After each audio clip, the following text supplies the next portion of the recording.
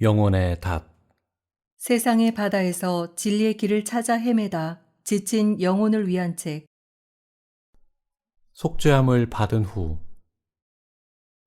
구원에 이르게 하기 위하여 죄와 상관없이 자기를 바라는 자들에게 두 번째 나타나시리라. 이 구절을 보고 자기의 죄를 생각하지 마십시오. 예수께서 모든 믿는 이들에게 두 번째 나타나시는 이유는 무엇입니까? 그것은 모든 믿은 사람들의 상과 관계에 있는 것이지 죄와 관계 있는 것이 아닙니다. 죄는 2000년 전에 영원히 속죄하셨기 때문에 믿은 사람의 죄는 이미 없습니다. 영원토록 내 할 말 예수의 피밖에 없네. 라는 찬송가가 있지 않습니까? 예수를 믿고 거듭난 경험이 있는 사람도 잘못하면 육신에 끌려 죄를 지을 수 있지만 지옥에는 가지 않습니다. 용서받은 사람은 이미 하나님의 아들로 정해졌기 때문입니다. 만약 아들이 잘못을 저질렀다면 부모가 꾸짖거나 매로 때릴 수는 있겠지만 혈통까지 끊어버릴 수는 없지 않습니까? 혈통은 끊을 수 없습니다. 하나님께서는 그리스도의 피로 우리와 언약을 세우셨습니다. 그러니 참으로 예수님을 믿은 이후의 죄는 하나님의 자녀의 죄이지 불신자의 죄가 아닙니다. 죄 때문에 받는 심판, 지옥 가는 심판은 이미 끝났습니다. 다만 상을 위한 심판이 남아있을 뿐입니다. 영원한 속죄는 2000년 전에 예수님이 죽으실 때 완전히 이루어졌습니다.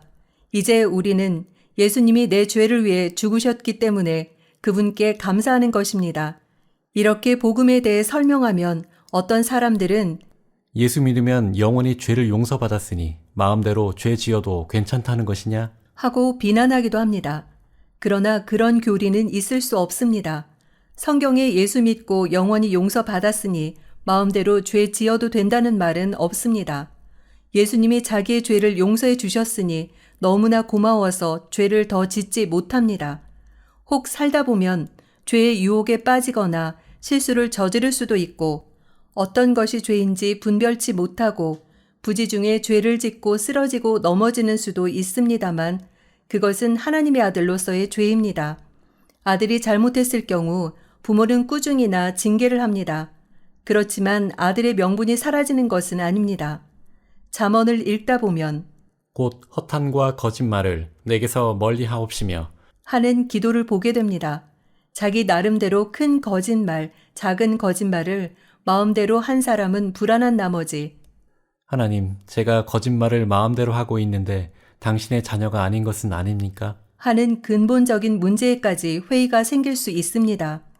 그러므로 확실히 하나님의 자녀가 된 사람이라면 그것이 죄인 줄 아는 이상 아무리 작은 죄라도 행하지 않으려고 노력해야 합니다. 또 성경에는 하나님의 성령을 근심하게 하지 말라. 라는 말씀도 있습니다.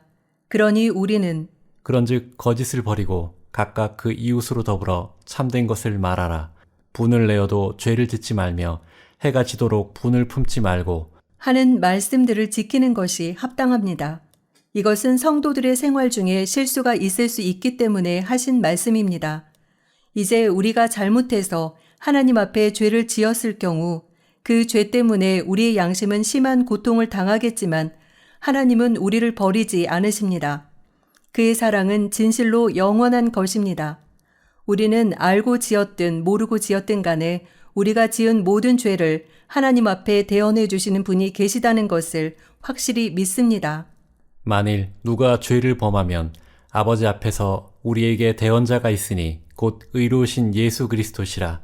저는 우리 죄를 위한 화목 제물이니 우리만 위할 뿐 아니요 온 세상의 죄를 위하심이라.